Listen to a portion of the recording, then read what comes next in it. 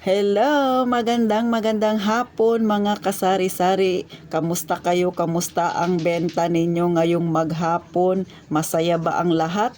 O malungkot yung iba dahil hindi pa nakakabawi?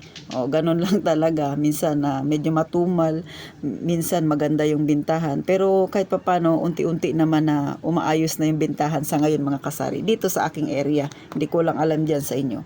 So mag-share ako sa inyo. Ewan ko kung makaka-relate din kayo, pero ako ay inayawan ko, hinindian ko.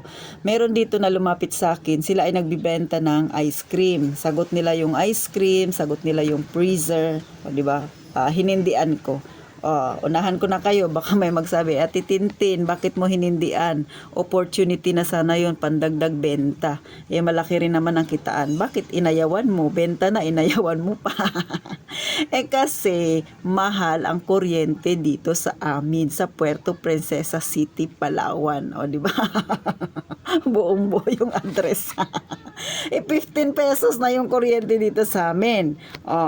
Pangalawa, bukod sa malang kuryente, pangalawa ang mga bata dito ay hindi afford bumili ng palagi ang ice cream. Bumibili man sila pero madalas ay candy, biscuit, chicheria. Yun ang kanilang binibili at ice pop na halagang tagli 5 piso. Wala namang tagli 5 pisong ice cream. O, diba mga kasari? So, ganon. Maraming mga bata dito sa amin pero hindi afford bumili ng ganyang pagkain na ice cream. May bumibili man pero sa tingin ko malulugi ako kasi iilan lang sila. Ang freezer, umaga gabi nakasaksak yan mga sisi. Ikot ang kontador ko niyan.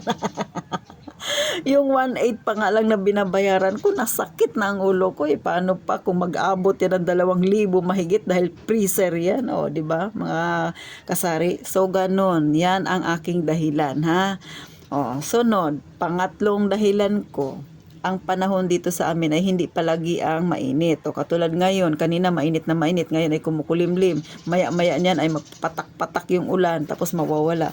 So, ibig sabihin, may time na mahalumigmig sa isang araw, may time na mainit na mainit. Ganun. At saka, mga kasari, hindi talaga afford ng karamihang mga bata dito sa amin. May iilan lang na afford, pero hindi. Siguro kung i-rate ko ng 100%, nasa 20% lang ang afford na bumili ng ice cream. The rest, 80% ay negative na. Anong gagawin ko dyan? Tatambak lang yan dito sa aking tindahan. Padami-dami lang yan sa kalat ko dito. Diba? So, ganon mga kasari. Kaya, big no sa akin yan. Pero syempre sa inyo, malay ninyo kung sa inyo yung lumapit na ganyan, kung maraming mga bata na afford namang bumili ng ganyan, why not? Sa totoo lang, opportunity na nga sana. Pero, may mga pagkakataon na dapat na tanggihan natin yung mga ganon. Kung sa palagay ninyo ay hindi kayo kikita, instead, mas malaki yung ipapaluwal ninyo. Kumbaga, palugi ka. So, wag na lang, wag mo nang itry. Bakit pa ako kukuha ng ice cream kung pwede naman akong gumawa ng sarili kong ice candy, diba? Kung gusto kong ihinto, ihihinto ko. Yun ngang ice cream na ice candy na 5 piso, yung iba hirap na hirap pang ma-afford yun mga kasari. So, depende yan sa area ninyo. Kung ang area ninyo maraming bata, tapos tingin ninyo afford talaga nila yun, mga 15 pesos to 20 pesos na mga pagkain, kayang-kaya nila yan. Pwedeng-pwede yan sa inyo. Pero kung ang area ninyo ay katulad dito sa amin, kadalasan kasi mga trabaho ng mga tao dito sa amin ay construction worker, tricycle driver, yung iba nagtitinda sa palengke. So ganun po kadalasan yung trabaho dito sa amin ng mga tao. Tapos estudyante, kadalasan talaga mga minimum wage, kaya ganun mga kasari. Hindi talaga sila magarbong kaya yung mga ice cream na yan, siguro bibili man yan sila, pero bihira, siguro maswerte na sa isang buwan, mga isang beses.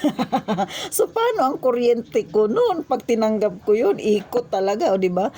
Tapos yun nga, nagkakwentuhan kami ng kabilang tindahan, yung aking karibal din nung nag-renew kami ng permit. So sabi ko, may naglako sa akin ng ice cream. Sabi kung gusto ko raw, ganyan, sila nang bahala. Syempre, pati sa freezer. Sabi ko, itinuro ko sa'yo kasi malaki yung tindahan mo. Anong sagot ng tindahang karibal ko? Ang sabi niya, ay nako, mahal ang kuryente, lugi tayo. Nakita niyo mga kasari. Yun nga siya malaki na ang tindahan.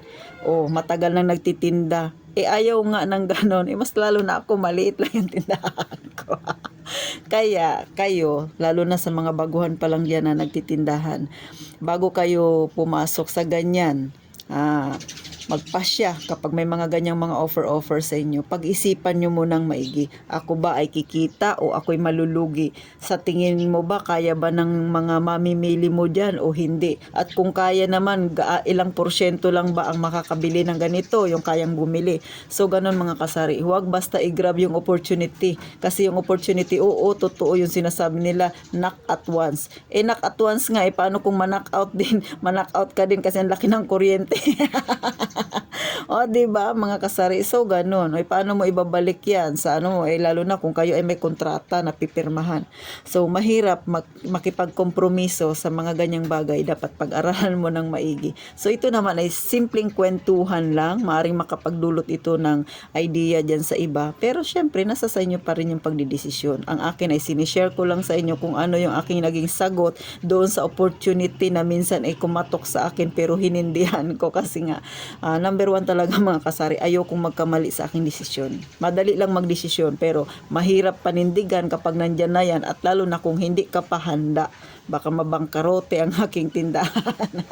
So paano? Sana may natutunan kayo kay Titintin. Sana naman paki-share kung hindi kayo busy. Pa-like na rin mga kasari kung kayo ay natuwa-tuwa kay Titintin at kung kayo ay meron ding natutunan. At sana naman mga sisi please, pa-subscribe naman mga kasari para dumami-dami pa tayo. Magkwentuhan tayo ng mga simpleng ganitong topic pero malaki yung maitutulong sa ating mga may tindahan, lalo na sa mga baguhan pa lang dyan, kung paano sila magdesisyon sa kanilang tindahan, mabigyan natin sila ng kaunting idea. So sana may napulot kayo mga kasari na kahit kaunti kapakipakinabang sa topic na tinalakay na Titintin.